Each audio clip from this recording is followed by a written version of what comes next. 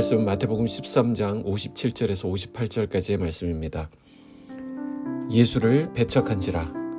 예수께서 그들에게 말씀하시되 선지자가 자기 고향과 자기 집 외에서는 존경을 받지 않음이 없느니라 하시고 그들이 믿지 않음으로 말미암아 거기서 많은 능력을 행하지 아니하시니라. 아멘. 할렐루야. 오늘 역시 복되고 희망찬 날입니다. 이제 8월이 지나갔고 9월을 맞이하게 되었습니다. 어느덧 가을 문턱에 들어선 것입니다. 이게 믿어지십니까? 정말 세월이 빠르게 지나는 것 같습니다. 아무튼 지나간 것은 지나간 대로 그런 의미가 있겠죠.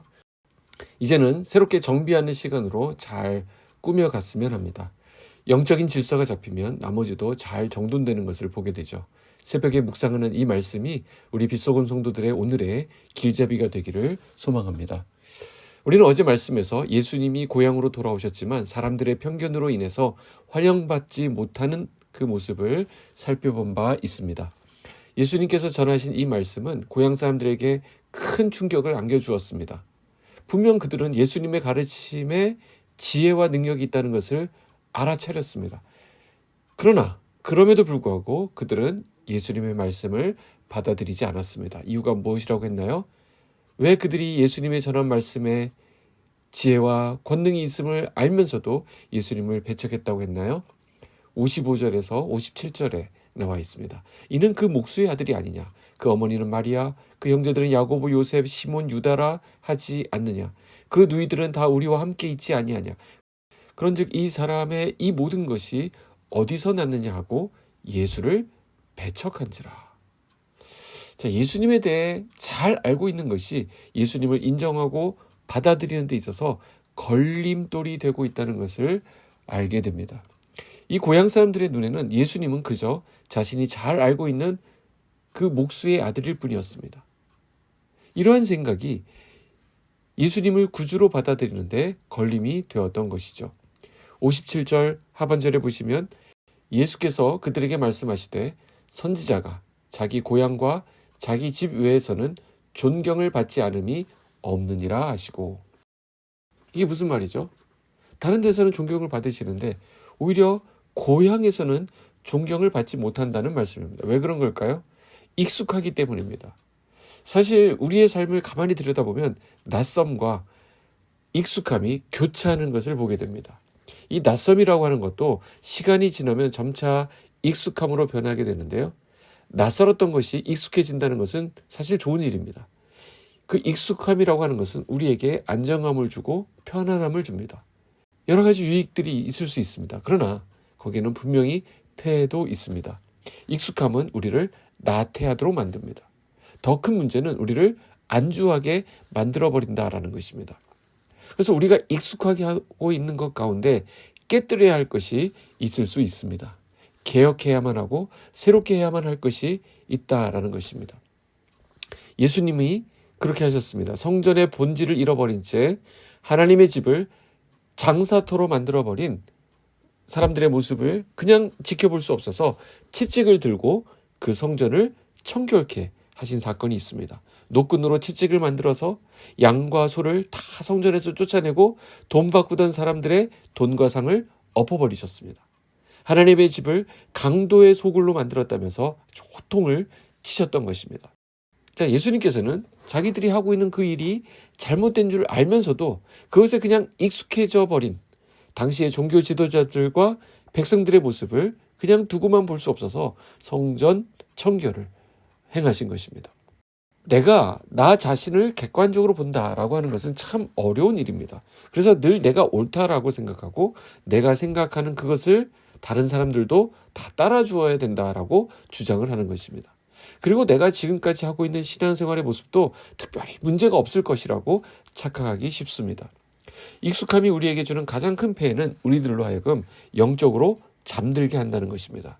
그런데 진짜 더 큰 문제가 무엇인지 아십니까? 그렇게 잠들어 있는 당사자는 자기가 잠자고 있다는 것을 인식하지 못하고 있다는 사실입니다. 이와 관련해서 예수님은 우리에게 중요한 말씀을 하십니다. 요한계시록 2장에 가보시면 그러나 너를 책망할 것이 있나니 너의 처음 사랑을 버렸느니라. 그러므로 어디서 떨어졌는지를 생각하고 회개하여 처음 행위를 가지라 라고 말씀합니다. 여기 처음 사랑을 버렸기 때문에 회개함으로 처음 행위를 가져야 한다라는 말씀은 시간이 지나면서 점차 익숙함의 문제에 빠져 있다는 경고의 말씀이 되는 것입니다. 예수님께서 이 말씀을 하신 교회가 어디냐면 바로 에베소 교회인데요.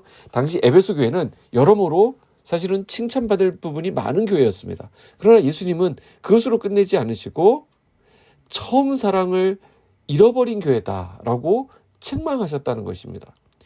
그리고 너희의 처음 행위를 다시 가져야 한다라고 권면하셨습니다.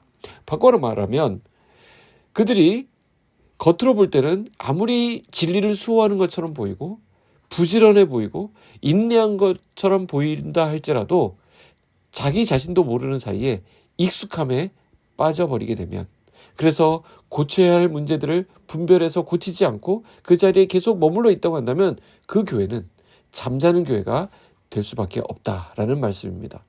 58절입니다. 그들이 믿지 않음으로 말미암아 거기서 많은 능력을 행하지 아니하시니라. 익숙함에 빠져서 예수님을 환영하지 못하는, 또 존경하지 못하는 나사렛 동네에 어떤 일이 있게 됩니까? 주님의 능력이 거기 나타나지 않습니다. 그들이 믿지 않았기 때문입니다. 이 말씀을 우리에게도 적용해 봅니다. 우리도 우리가 인지하지 못하는 가운데 얼마든지 영적으로 잠들어 있을 수 있다는 것입니다. 잠에서 깨어나십시오. 내 생각과 틀을 깨뜨리시는 말씀 앞에 그래서 우리는 겸손히 매일매일 서야 하는 것입니다. 그리고 변화를 추구해 보시기 바랍니다. 예배의 시간도 늘려보시고 묵상의 시간, 기도의 시간도 확보해 보시기 바랍니다. 우리가 익숙함에서 탈출해야 할 분명한 이유가 있습니다. 그것은 변화하기 위해서입니다. 또한 성장하기 위해서입니다. 주님의 능력을 맛보기 위해서입니다. 오늘 그 변화를 위해서 소중한 첫걸음을 내딛는 그런 은혜가 저와 여러분 가운데 있기를 축복합니다. 기도하겠습니다. 사랑의 하나님 아버지, 감사합니다. 희망차고 새로운 달 9월을 우리에게 허락해 주셔서 감사합니다. 익숙함에 매몰되어 있던 우리를 주님의 말씀으로 각성시켜 주셔서 주님이 기뻐하시는 변화와 성장의 모습으로 온전히 나아가도록 우리를 붙들어 주시옵소서. 주님 앞에서 오늘 새로운 것을 시도하게 하시고 영적 지경이 넓어지는 그 기쁨도 맛보게 하여 주시옵소서. 오늘도 우리 주님과 동행하며 우리 주님을 기쁘시게 하는 하루로 채워가기를 소원합니다. 예수님의 이름으로 기도하옵나이다. 아멘.